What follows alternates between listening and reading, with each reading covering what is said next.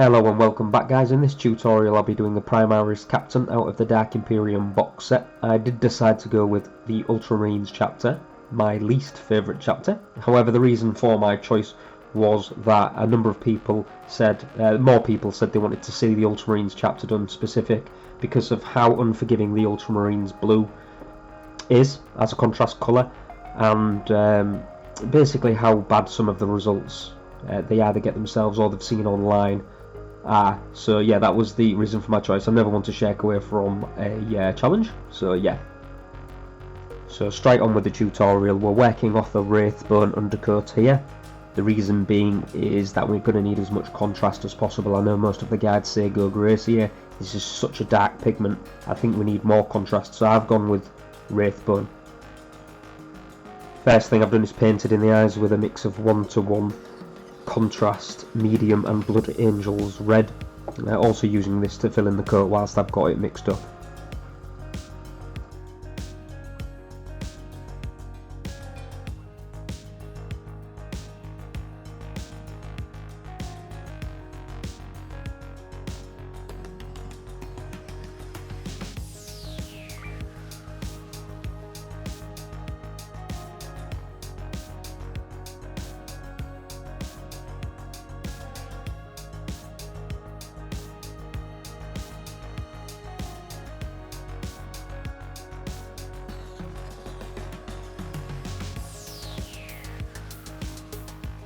Because I've used such a thick coat here on the cloak, I'll leave this to dry for a bit so we don't mess up that when we move back onto other parts of the model. Right, so once that's all dried, we go back in with a second coat and leave the bottom of the lens unpainted to leave the traditionally highlighted line that you would put on the bottom of a Space Marine lens.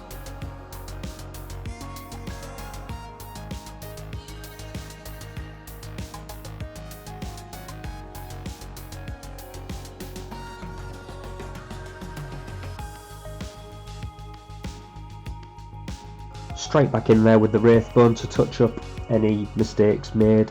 Space Marine lenses have never been my strong point.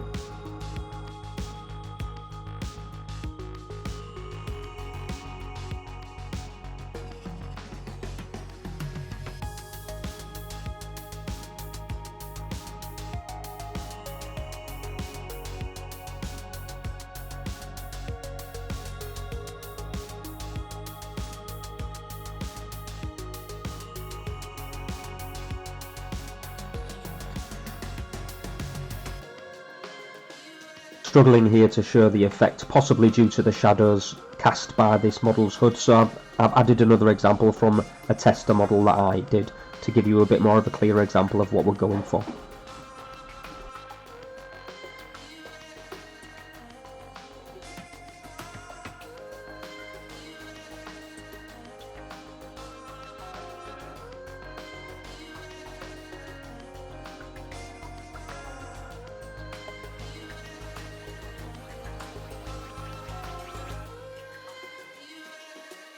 Right, yeah, so this stuff, I can understand completely where people are coming from. If this was the first contrast paint that I have ever used, it would possibly put me off using the entire range. It's extremely strong, which means you struggle to effectively do what contrast promises to do, I suppose. So we're going to have to work around that a little bit. Right, so the workaround is to thin it down, as you probably imagined, and what we're going to do as well is we're going to add some Space Wolves Grey. If you look at the traditionally painted Space Ultramarine, from the standard Citadel range, they use Finalizing Grey, so we're just going along that same logic. So the mix we will be going with is 2 parts Contrast Medium, 2 parts Space Wolves Grey, and 1 parts Ultramarines Blue, because yes, it really is that strong a pigment. Just a small tip, when starting a new model I like to start at one of the feet to test the colour I've mixed. The reason for this is your eyes tend to be drawn to other parts of the model rather than its feet, so if you're unhappy with the mix you've made, it's easily fixed. As you can see, we're using a liberal application of the paint, and that means what you can do is manipulate it whilst it's wet to get the shadows where you need them. and the edge highlights more predominant.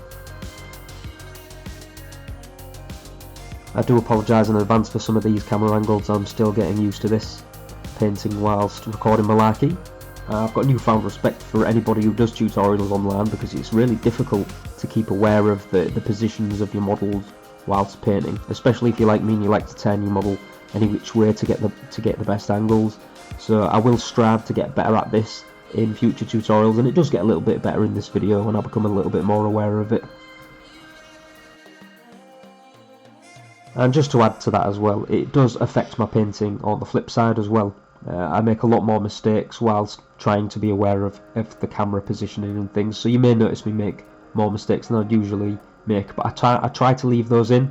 I'm not one for covering up my mistakes, and as I say, I think you learn from things like that. So yeah, you'll see more than an average amount of mistakes in this video, but that's just the way it goes. Or as Bob Ross would say, we don't make mistakes, we just have happy accidents. If you don't know who Bob Ross is, I'd highly recommend checking him out. He's fantastic.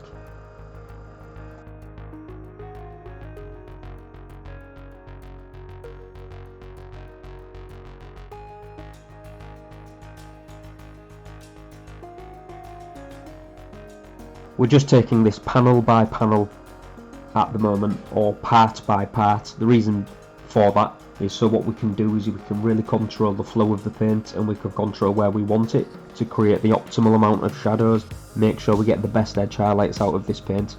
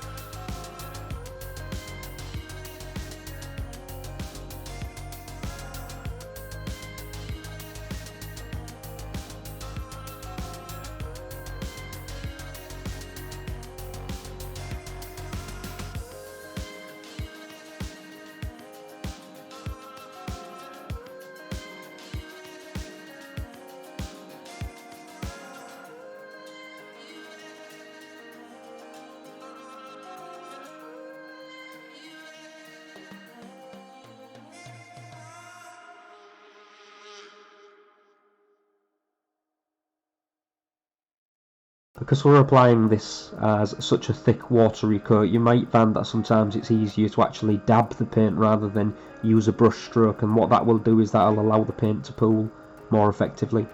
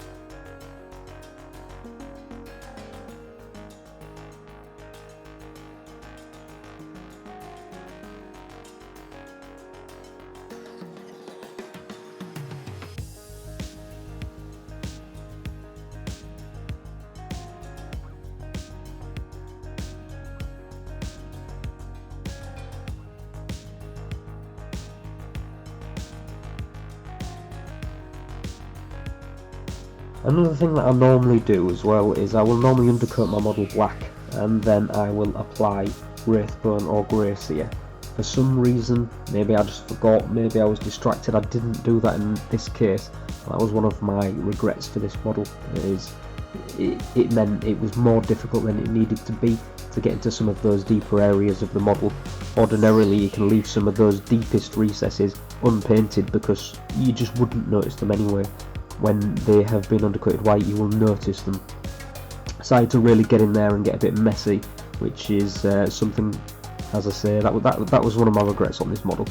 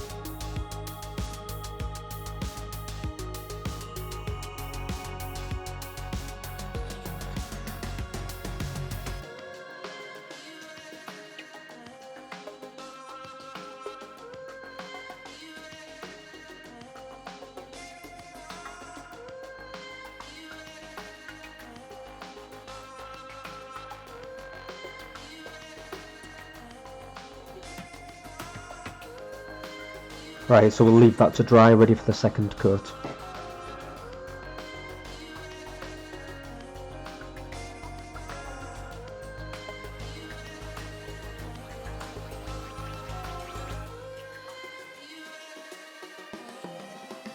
Right, onto the second coat, same mix, as you can see, just applying it to all of the same areas, just missing the edge highlight. Sometimes it is more beneficial to, rather than paint and use a brush stroke, to dab the mix onto the model so to allow it to flow itself into the places it needs to. Let the paint do its work as it's meant to do so.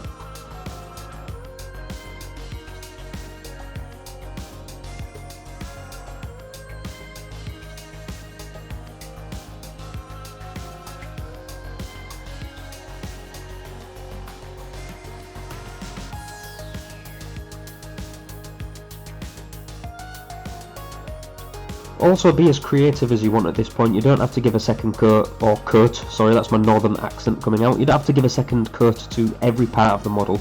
Use this step to leave some parts as one coat and use that as light sourcing, things as such. One thing you might notice that I'm doing as well is when I do things like that, I will stifle, or stifle I think it's called, with my brush. So I'll apply a second coat, and then what I will do is I will void my brush, or I will clean my brush.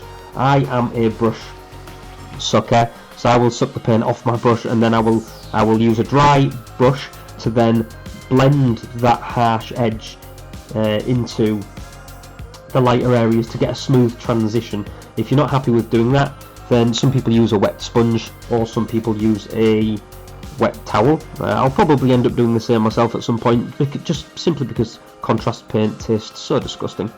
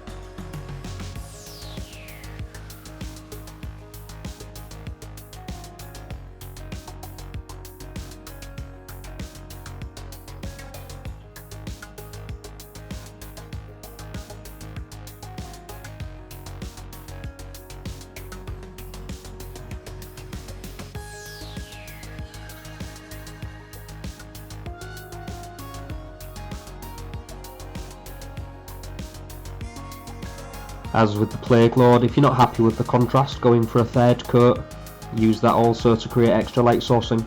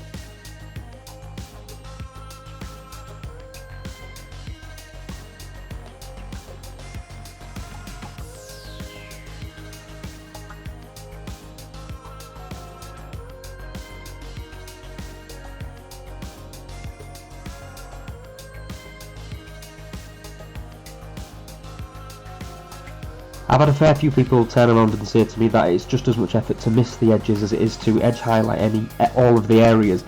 This part in specific with the knuckles on the gauntlet shows otherwise, in my opinion. As you can see, a small dot of paint is effectively giving you those 3 edge highlights for a fraction of the time.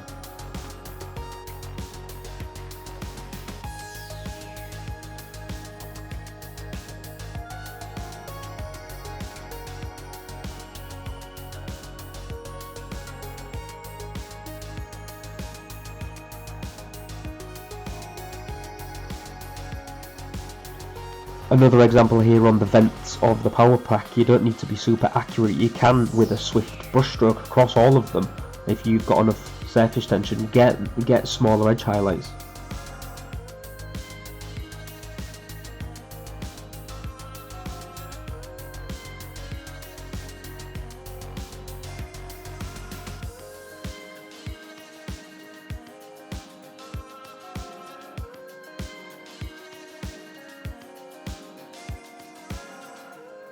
Just another tip for those of you who are using wet palettes. The water does eventually get to the contrast paints. It doesn't normally matter too much if you're only painting for a couple of hours, but to leave overnight it tends to leave the paint unusable. Also, I've found that even whilst using it, even through this tutorial, the paint does thin ever so slightly. So what it's best to do is make up your mix on the wet palette, leave it there, and it will stay wet rather than dry up. And then what you can do is transfer it onto a piece of plastic or a bottle cap or whatever you would use, and use that to paint, and then just keep resupplying from the wet palette. Just to re-clarify what I mean by that, sometimes if your contrast paint is too watery, you can't achieve the effect you want. Sometimes you need a bit of viscosity if you're doing a bit of higher detail on the model.